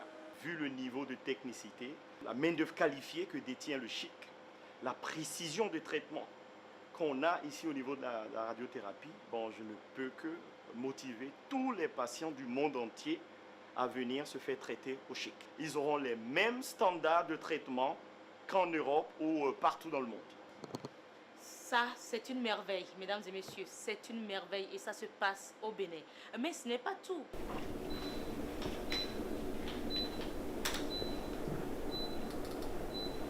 J'ai une patiente là qui a été traitée et je revois les images qui ont été faites par les manipulateurs avant de la traiter pour voir si le décalage qui a été fait par rapport à la table où elle est installée est trop important ou pas. Et là, dans ce cas, on voit qu'il n'y a pas de décalage au fait. Ce 1er avril, loin d'être un poisson d'avril, le CHIC a bel et bien enregistré son tout premier patient traité par radiothérapie sur place. Et déjà, les premiers résultats sont encourageants. Dans les 48 72 premières heures, nous avons fait le suivi des premiers patients et nous pouvons dire que l'expérience a été très concluante. Les résultats sont très encourageants. Nous félicitons les équipes. Pour un coup d'essai, c'est un coup de maître. Nous allons poursuivre dans cette dynamique-là et nous rassurons la population tout entière que désormais, la radiothérapie est une réalité au Bénin. Mais au-delà des machines, il y a les femmes et les hommes, des équipes formées et organisées pour garantir qualité et sécurité aux patients. Je les ai tous formés au raisonnement clinique, qui est une méthodologie qui est ancrée sur 3 domaines. Le premier domaine étant en lien avec la pathologie du patient, c'est-à-dire qu'il faut que le soignant il soit en capacité de reconnaître et de les comprendre tous les signes et les symptômes en lien avec la pathologie. Le deuxième domaine, c'est tous les risques qui sont en lien avec la pathologie, mais aussi avec les effets secondaires du traitement, parce qu'il est important de sécuriser à toutes les étapes de la prise en charge le parcours du patient. Et puis le troisième domaine qui est très important, ce sont les réactions humaines du patient. Parce que chaque patient est unique, singulier, il a sa propre histoire, il a son propre vécu de la maladie et surtout, il a aussi ses propres ressources et il faut en tenir compte. Au-delà de la radiothérapie, le CHIC renforce son plateau technique avec des hospitalisations conventionnelles modernes et la chirurgie cœlioscopique, moins invasive, plus moderne et davantage centrée sur la qualité du parcours patient. J'ai opéré un patient qui avait un cancer du côlon. Je lui ai enlevé son cancer du côlon en faisant quelques petits trous. Je l'ai revu ce matin, parce qu'il est sorti rapidement, au 4e jour post-opératoire, et je l'ai revu ce matin, il va très bien. Donc c'est un énorme confort pour le patient, tant sur le plan de la qualité du geste que sur le confort personnel de la personne, de pouvoir offrir ces nouvelles techniques. En tant que chirurgien viscéral français, j'ai été auparavant chirurgien militaire pendant de longues années, ce qui m'a permis de visiter beaucoup de pays d'Afrique, et en toute franchise, dans tous ces services et ces pays que j'ai visités, j'ai rarement vu un hôpital comme celui-ci. Donc c'est quand même quelque chose qui est extraordinaire pour le Bénin et toute la région. Toute la technicité qu'il y a dans cet hôpital est quelque chose d'extrêmement important pour les patients du Bénin qui peuvent bénéficier dorénavant d'une chirurgie aux normes internationales. Cet établissement permet de faire pas mal d'innovations thérapeutiques pour le Bénin. La radiothérapie telle que ça a été précisé, avec une machine de dernière génération, il n'y en a pas d'autres en Afrique de l'Ouest. Et venant de France, elle est même supérieure à beaucoup de celles qui existent en France. D'autre part, à tous les niveaux, ne serait-ce qu'en chirurgie, en termes d'innovation également, à venir prochainement la médecine nucléaire, donc on pourra faire des scintigraphies et l'année prochaine un TEP scan. Et enfin, pour finir, en termes de cardiologie, on va pouvoir faire des coronarographies, ce qu'on appelle la cardiologie interventionnelle, et de la chirurgie cardiaque au CHIC, donc au Bénin. Avec une unité de radiothérapie et des services renforcés, le Centre hospitalier international de Calavi s'impose comme un pôle de référence qui offre aux patients une prise en charge complète aux standards internationaux. C'est une organisation disponible 24 heures sur 24 et 7 jours sur 7. Et oui, c'est là une pure merveille, ça il faut le dire, parce que le Bénin a réussi à se doter d'un hôpital qui aujourd'hui pourra faire ou continue, sinon déjà engage des soins effectifs sur des pathologies rares dont le traitement est coûteux. Mais aujourd'hui, il est important de préciser que l'on n'a plus besoin de faire des évacuations sanitaires, par exemple, pour se faire soigner du cancer. Eh bien, vous l'avez vu dans ce reportage avec Heureuse Danodé. Et je pense que le Bénin continue son petit bonhomme de chemin en matière de prise en main des soins de santé de la population. Et en Afrique aujourd'hui également, le Bénin s'ouvre justement sur le monde et sur l'Afrique pour pouvoir accueillir des Africains, des citoyens du monde qui pourraient venir se faire soigner chez nous. On dit que la santé n'a pas de prix, c'est vrai. Et en investissant aussi massivement dans le domaine de la santé, eh bien, je crois que c'est un pari gagné pour le Bénin et on espère que d'autres investissements vont venir pour toujours prendre soin des Béninois, des Africains et des citoyens du monde qui viennent donc se soigner ici. Allez, mesdames, messieurs, loin de toute question de santé, nous allons parler à présent sport. Et c'est vrai que quand on parle sport, le sport contribue également à la santé. Et c'est Blaise Adampo qui va s'installer dans un instant pour nous présenter la page sport de cette émission. Et voici donc le tapis que nous allons dresser pour Blaise Adampo.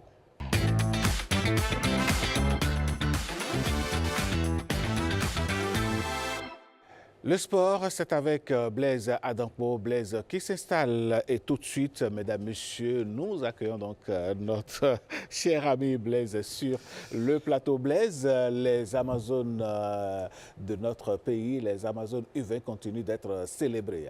Oui, nos Amazones qui continuent quand même d'être célébrées un peu partout, hein, notamment avec leur retour en club. On va y venir très certainement dans un instant. Mais il y a également d'autres Amazones qui se préparent donc pour le mondial de beach handball. Beach handball. Beach handball. Coupe du monde. Oui, Coupe du monde de handball. Et le Bénin s'est qualifié brillamment avec la toute première compétition africaine de beach handball qui a donc été organisée. C'était du côté de Lomé. Le Bénin était présent donc du côté de Lomé en hommes comme en dames. Les hommes n'ont pas pu se qualifier, mais les dames ont fini championnes d'Afrique pour la toute première fois et donc qualifiées pour ce mondial de beach handball qui va se dérouler en Croatie. Les Amazones ont bel et bien débuté la préparation parce que c'est très important. C'est une préparation sur la durée pour les Amazones. Et cette préparation, une première partie de cette préparation se déroule du côté donc de la plage de Fidj-Rossé. Pour ceux qui ne connaissent pas le beach handball, c'est le moment également d'aller découvrir un tout petit peu ce qui se fait donc du côté donc de Fidj-Rossé, d'aller découvrir un peu ces joueuses-là, ces handballeuses-là, ces beach handballeuses-là qui vont donc représenter le Bénin du côté de la Croatie. Très bientôt, je vous propose à Alain Sochoumen d'écouter la réaction des différents acteurs concernés par cette préparation. Il nous dévoile bien évidemment le plan de préparation de l'équipe. On parle de la Coupe du Monde. Et là, on doit doubler encore d'efforts. Ce qu'on avait fait, il faudrait vraiment doubler d'efforts. C'est une première participation. Et les équipes qui sont dans nos poules, ce sont des équipes déjà qui ont une fois au moins joué la Coupe du Monde. Après ce stage, elles ont 3 jours de repos. Elles reviennent pour le second stage. Ce second stage-là, sous le contrôle du comité exécutif, ça peut être à Grand Popo, comme ça peut être au Nigeria, comme ça peut être à Lomé. Après ça, nous avons le 3e stage. On ne souhaite pas que ça soit toujours à Cotonou. Et c'est le dernier stage avant de voyager qui sera à Cotonou. Donc le préparateur physique est chargé de cette phase et les suit rigoureusement par rapport à la partie physique pour que ce soit celles qui sont plus physiques, celles qui maîtrisent le basique et celles qui sont bien dans le mouvement défensif qui puissent continuer avec le stage 2. Blaise, on dirait que c'est la saison des Amazones et tout leur réussit dans tous les domaines apparemment. Mais c'est aussi la preuve que quand on y croit, quand le gouvernement met les moyens et que voilà, il y a la formation, tout est en place, les conditions sont réunies, que ça marche.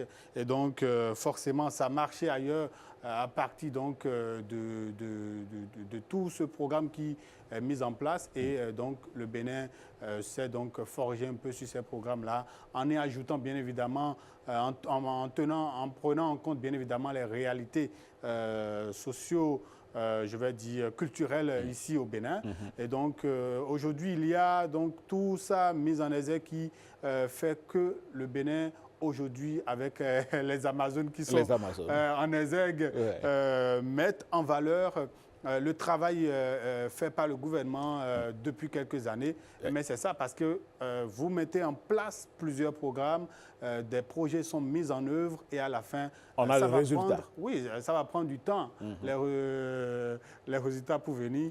Et on est déjà en train de récolter le fruit quand même de nos différents investissements. Efforts. Et justement, nos U20, nos Amazones U20 qualifiés pour le mondial U20, justement, continuent d'être célébrés à Blaise Adankpo. Oui, nous sommes demain aura lieu normalement, rien ne change dans le programme, le tirage au sort de ce mondial U20 Pologne 2026. Le sélectionneur de l'équipe U20 sera également de la partie pour ce tirage au sort. C'est une première pour le Bénin. On a eu le temps d'en parler largement sur ce plateau. Et vous savez, je l'annonçais également que juste après ces matchs ce match de qualification qui, face à l'équipe de la Côte d'Ivoire, qui a permis au Bénin donc d'être qualifié pour la toute première fois pour un mondial chez les dames en termes de football. Les filles devaient déjà retrouver la pelouse pour les affaires domestiques, notamment le championnat. Et après donc l'hommage rendu à ces Amazones, elles ont rejoint donc le club. Et à l'image donc de l'UMSA qui compte pas mal de joueuses dans l'effectif donc des Amazones U20, oui. Il y a eu la haie d'honneur au niveau donc du club de l'UMSA. Je vous propose de voir cette petite séquence d'images.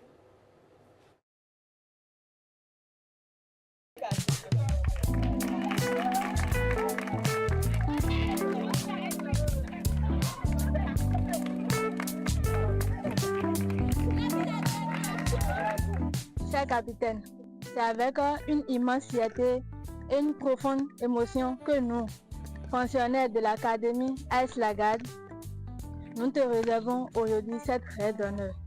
Par ton engagement et tes performances au sein de la sélection U20, brillamment qualifiée pour la Coupe du Monde, tu as porté non seulement haut les couleurs de notre pays, mais celles de notre académie.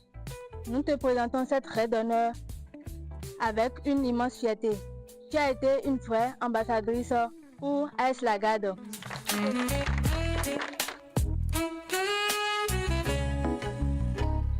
Je suis vraiment contente de ce moment symbolique.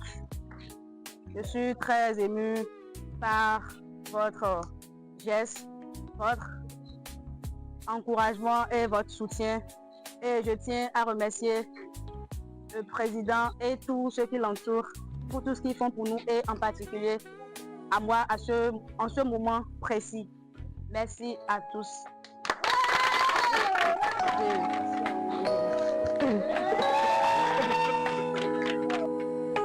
Blaise Adankbo, c'était là plutôt Hermione Lokossou, célébrée et reconnue par l'AS Lagarde. Ah oui, c'est ça, Hermione Lokossou, milieu de terrain, qui également, moi j'ai eu la chance de la suivre un peu lors des matchs amicaux, voilà, des journées FIFA chez les dames, lors des matchs où le Bénin avait joué donc, face à la Côte d'Ivoire, mais également face à l'équipe du Kenya. Le Bénin avait perdu face à l'équipe de la Côte d'Ivoire 2-1, mais son entrée dans le match a changé quand même un peu cette partie, la physionomie du jeu.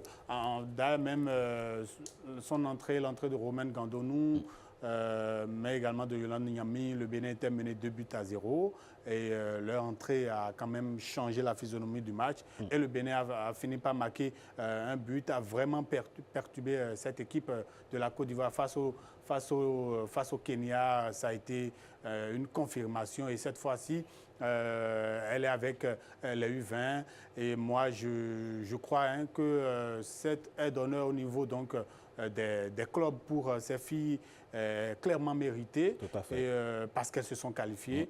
C'est ce qui se fait pour notamment ces filles. On parlait de l'UMSA, voilà les images donc, de l'UMSA avec Larissa Saizonou. C'est toujours la célébration des U20. Hein? Oui, c'est parce que vous voyez au sein de l'UMSA, elles sont quand même 5 joueuses à pouvoir être sélectionnées. C'est la preuve quand même qu'il y a un travail qui se fait vraiment au niveau donc, de ce football féminin dans lequel le gouvernement met assez de moyens. Aujourd'hui, les clubs reçoivent les subventions. Cela permet également de pouvoir vraiment faire fonctionner un tout petit peu les différents clubs au niveau de...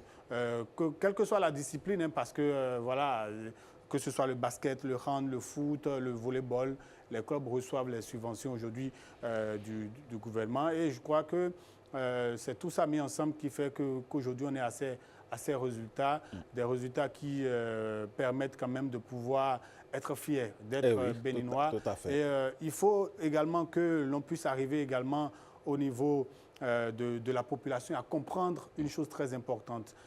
Plus on aura nos joueurs, nos joueuses dans des compétitions, plus nos équipes seront qualifiées pour des compétitions à l'international comme une Coupe du Monde, une Coupe d'Afrique des Nations, plus on aura cette émulation qui sera en train d'être créée au sein donc, de la population. Aujourd'hui, on parle des Amazones U20.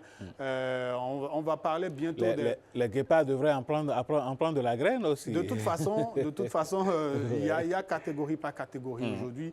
Et je crois qu'on parle aujourd'hui des Amazones U20. Dans quelques jours, on parlera des Amazones U17 qui sont également engagés dans les éliminatoires de la Coupe du Mondial de leur catégorie.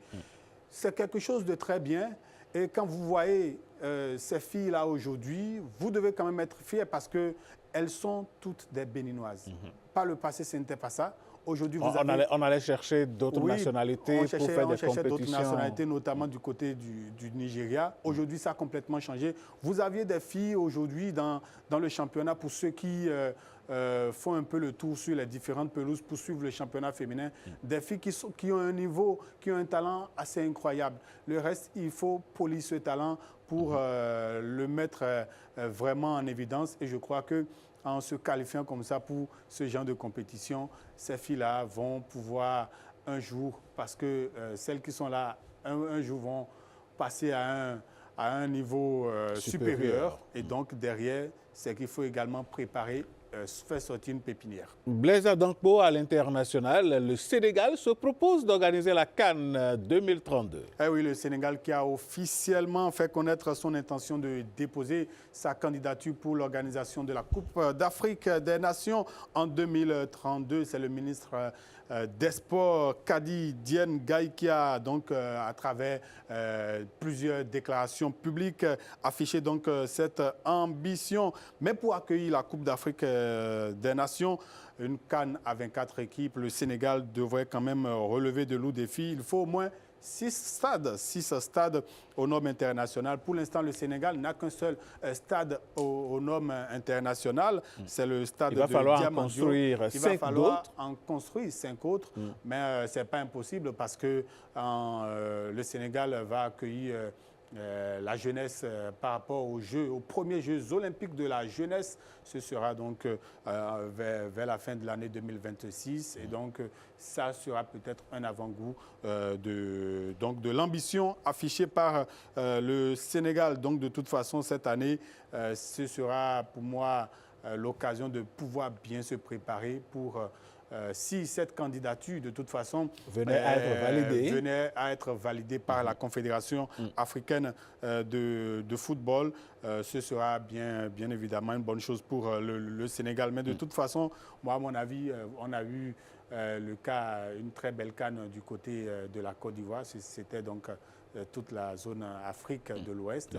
Après la Côte d'Ivoire, on est allé du côté du Maroc. Est-ce qu'on reviendra encore? Il faut revenir en Afrique de l'Ouest. On repasse dans l'Afrique de l'Est avec cette co-organisation entre l'Ouganda, le Kenya pour la Coupe d'Afrique des Nations.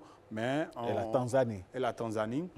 Cette fois-ci, est-ce que ça va revenir en 2032 du côté de l'Afrique de l'Ouest? On va attendre. Vivement, donc, on le souhaite, mais on va aller en Afrique centrale où il y a une élection à la Fédération congolaise de football. Oui, il y aura donc l'élection à la FECOFA, la Fédération congolaise de football, avec le monsieur que vous voyez, c'est l'ancien secrétaire général de la Confédération africaine de football, Véron Mosego, qui a quitté son poste du côté de la Confédération africaine de football. Il sera le seul candidat en liste pour la candidature pour ce poste de président de la Fédération congolaise de football. Tous les autres candidats, certains ont été donc recalés et d'autres clairement ont désisté. Il a un boulevard devant lui apparemment. Oui, de toute façon, l'élection c'est le 20 mai et